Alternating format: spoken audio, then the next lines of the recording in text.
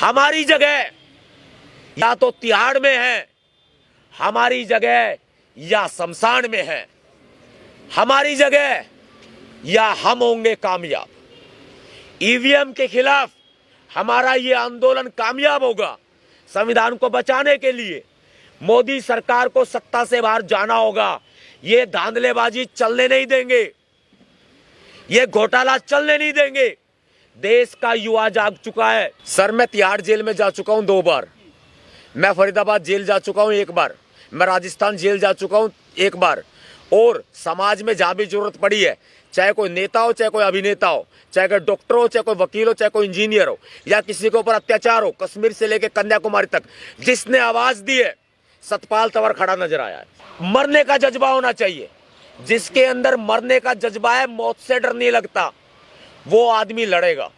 और मैं आप सभी मीडिया के बंधुओं का साथ मांगता हूं, हाथ जोड़ के मैं आप सभी का साथ मांगता हूं कि आप इस मुहिम में साथ आकर, आपने पहले भी ईवीएम के खिलाफ इस लड़ाई को मजबूत किया है, आज भी मुझे आप सबकी जरूरत है और समाज की जरूरत है कि आपको अगला आह्वान किया जाएगा।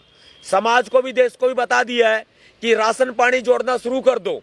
महीना 2 महीना और लंबे समय के लिए दिल्ली में बैठना पड़ सकता है। मैं दावे के साथ कहता हूं, मैं मोदी सरकार को चुनौती देता हूं, सरकार को ही नहीं, प्रधानमंत्री नरेंद्र मोदी को चुनौती देता हूं कि अपने गुलाम चुनाव आयोग को सामने लेके आए और ईवीएम मशीनें लेके आए। हम दावे के साथ कहते हैं सर, हम प्रूफ कर देंगे ईवीएम मशीनों में घोटाला है, मोदी चोर है, मोदी महाचोर है। मैंने बाबा साहब का नमक खाया है। मुझे आम आदमी पार्टी, कांग्रेस से, अरे गहरे नत्थू खैरे से क्या मतलब है? सर, मुझे राहुल गांधी से कोई मतलब नहीं है, मुझे खुद से मतलब है। मैंने बाबा साहब का नमक खाया है, मैं उनके साथ गद्दारी नहीं कर सकता। मुझे मौत मंजूर है, मुझे मरना मंजूर है, लेकिन बाबा साहब के स्वाभिमान सम्मान के साथ, इस देश की जनता के स्वाभिमान सम्मान के साथ समझौता नहीं होगा। ऐलाने जंग है और आज की ये प्रेस कॉन्फ्रेंस, आपात बैठक जो है वो बहुत ही महत्वपूर्ण है। सबकी सहमति से हम ये चाहते हैं कि टुकड़ों में लड़ाई लड़ने से कोई फायदा नहीं है।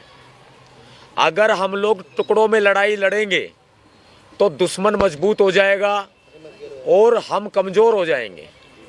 आज वक्त है पूरी एकता के साथ, जो अपने आप को, जो लोग बहुजन समाज का हितैषी कहते हैं, जो संगठन संस्थाओं के या राजनीतिक दलों के अगुवाई करता है, अगवा है, उनको आगे आना होगा।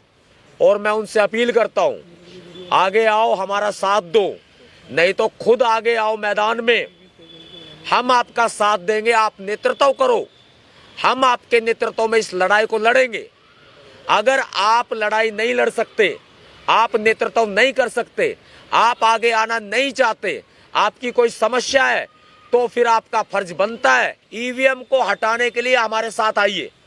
पूरे तन मन धन, और गन की तो हमारे पास कमी नहीं है, गन हमें किसी की नहीं चाहिए। तन मन और धन के साथ हमारे साथ आए। आज हमारा ऐलाने जंग है। आज से हम ऐलान कर रहे हैं, राजधानी दिल्ली के अंदर अनिश्चितकालीन आंदोलन, धरना प्रदर्शन शुरू किया जाएगा फरवरी के महीने में ही। उसके लिए जगह, तारीख, दिन और समय बहुत जल्दी बता दिया जाएगा।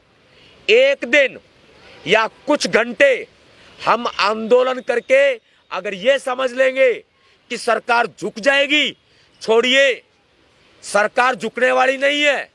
मोदी का एक नाखून, हाथ का नाखून, पैर का नाखून भी नहीं झुक सकता। सरकार की तो बहुत बड़ी बातें हैं। हम कहते हैं कि हम लड़ाई लड़ रहे हैं। लड़ाई जब लड़ी जाएगी जब हम मैदान में होंगे। मैदान में, दिल्ली में आज बहुत ही बड़े प्रदर्शन की आवश्यकता है, बहुत बड़े आंदोलन की आवश्यकता है। देश भर के बहुजन समाज के करोड़ों लोगों का मैं आप सभी मीडिया के साथियों से के माध्यम से आह्वान करता हूं कि आगे आए आज जैसे ही नवाब सतपाल तंवर की आवाज आपके कानों तक पहुंच जाए, आप अपने गांव में हैं, शहर में हैं, कॉलेज में हैं, खेत में हैं, खलियान में हैं, नौकरी पर हैं, ड्यूटी पर हैं, अपनी दुकान पर हैं या अपने कार्यालय में हैं, राशन पानी जोड़ना शुरू कर दो। आटा दाल चावल जोड़ना शुरू कर दो। 1 सप्ताह 1.5 सप्ताह के बाद आपके पास दूसरा बयान आएगा मेरा, और बयान ही नहीं, रोड पे बैठा हुआ सतपाल तंवर अपने समाज के साथ नजर आएगा, अपने बहुजन मीडिया कर्मियों के साथ नजर आएगा, क्योंकि हमने घर की वापसी का रास्ता नहीं देखा। हमने कभी भी, हमारा घर वापसी का इरादा नहीं है। भाई ने पूछा था कुछ देर पहले कि राजनीति में आने का चांस है। हम युवाओं को मौका दे रहे हैं, स्वागत है युवाओं का, आगे आओ, चुनाव लड़ो, हम आपके साथ खड़े हैं। इस आंदोलन में भी आप आइए और नेतृत्व करिए, आपका स्वागत है।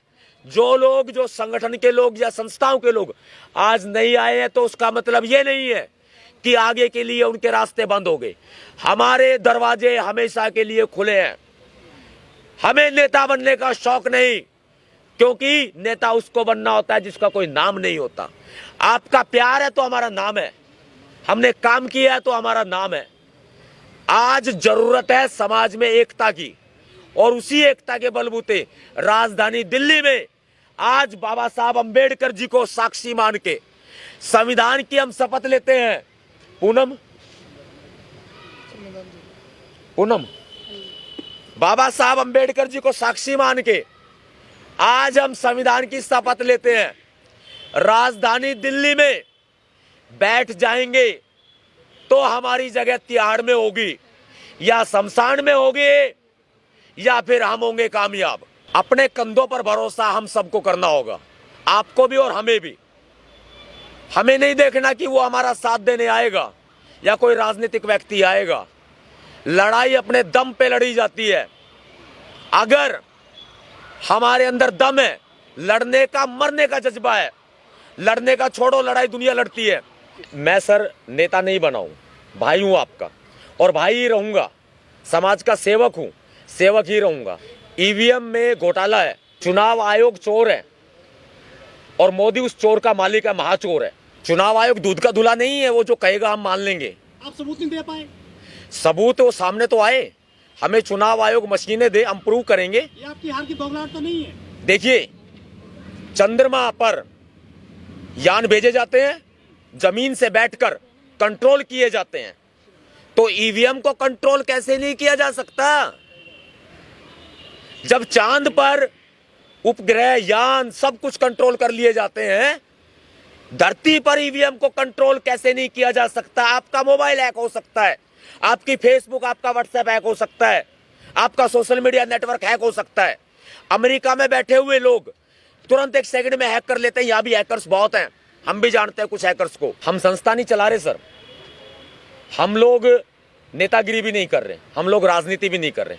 हम तो जिम्मेदारी निभा रहे हैं जो महापुरुष हमारे कंधों पर देकर गए हैं। हम शुरू से ये लड़ाई लड़ रहे हैं, फाइट अगेंस्ट ईवीएम के नाम से।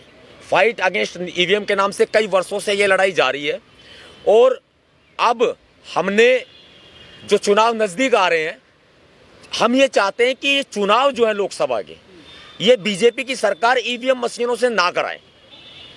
खुद चोरी करते हैं, खुद ही कहते हैं कि वो मालिक है, ऐसा तो नहीं चलेगा। अपने घर में चोरी कर रहे हैं। आपने कोई चोर ऐसा देखा है जो अपने घर में चोरी करता हो?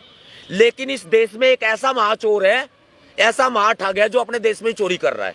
आप समझो कौन है? खुद राजा बनने के लिए पैदा नहीं हुए, समाज को राजा बनाने के लिए पैदा हुए हैं। जब बाबा साहब ने हमें जब राजा बनाने के लिए उन्होंने रास्ते खोल दिए, तो बहुत सीधी सी बात है कि जो समाज में जो लोग हैं, जो राजनीति में आना चाहते हैं, तो उनका स्वागत है, हम लोग तैयार करेंगे उनको।